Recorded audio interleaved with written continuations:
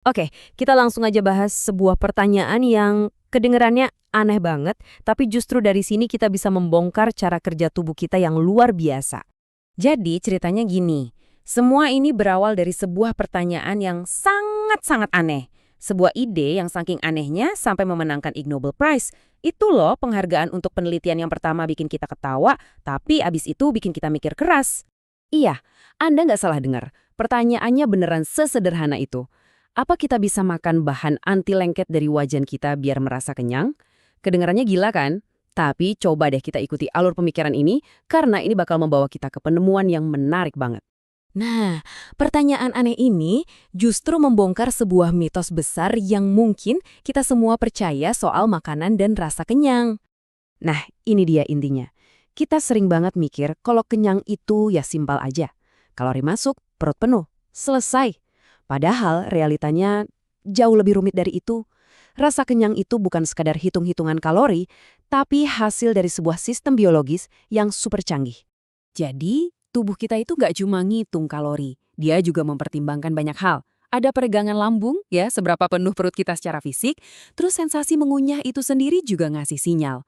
Belum lagi hormon-hormon pencernaan yang dilepaskan, sistem reward di otak kita, dan yang paling penting, deteksi nutrisi. Jadi ini bukan cuma soal volume, tapi soal kualitas isinya.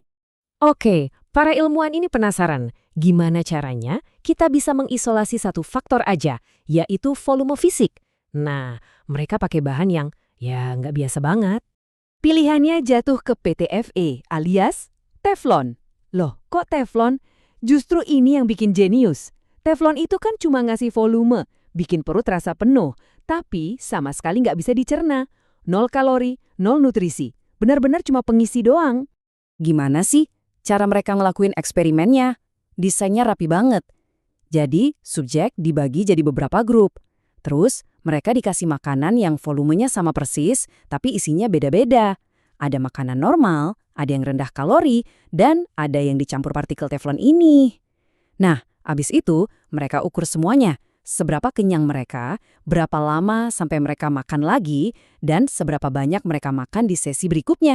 Terus, apa yang terjadi pas kita coba bohongin badan kita? Cuma pakai volume doang.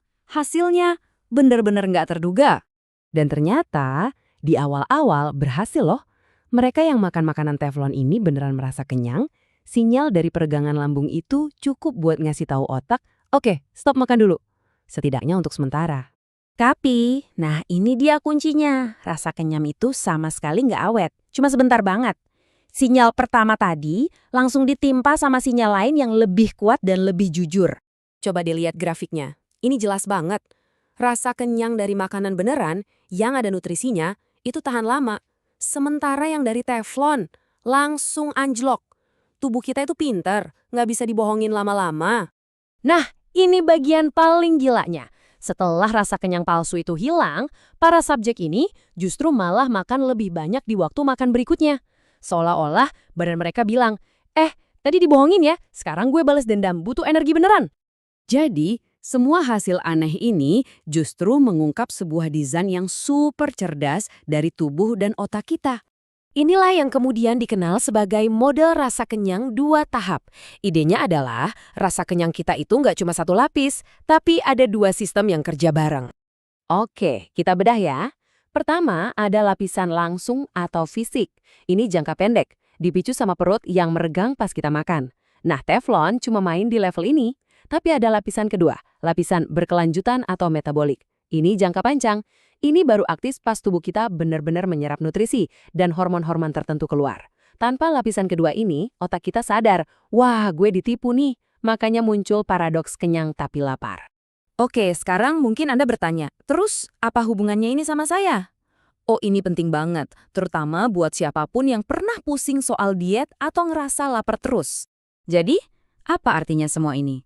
Pertama, buat kita pribadi, nafsu makan itu bukan soal lemahnya mental atau kurangnya tekad. Itu adalah hasil pemrosesan sinyal biologis. Rasa lapar itu data, bukan kegagalan moral. Nah, yang lebih luas lagi, ini nunjukin kalau banyak makanan olahan modern yang tinggi volume dan rasa tapi rendah nutrisi, pada dasarnya adalah versi teflon yang bisa dimakan. Jadi kalau dia sering gagal, mungkin bukan salah tekad kita, tapi salah desain makanannya yang emang sengaja dibuat untuk menipu sistem rasa kenyang kita. Kutipan ini ngerangkum semuanya dengan sempurna banget. Eksperimen teflon yang aneh ini bukan nunjukin kelemahan manusia, tapi justru nunjukin spesifikasi dari cara kerja mesin tubuh kita. Jadi, saya mau tutup sesi ini dengan satu pertanyaan buat Anda renungkan. Setelah tahu semua ini, apakah rasa lapar yang Anda rasakan itu cuma sebuah perasaan yang harus dilawan? Atau jangan-jangan itu adalah sebuah sinyal data penting yang justru harus kita dengarkan dan pahami?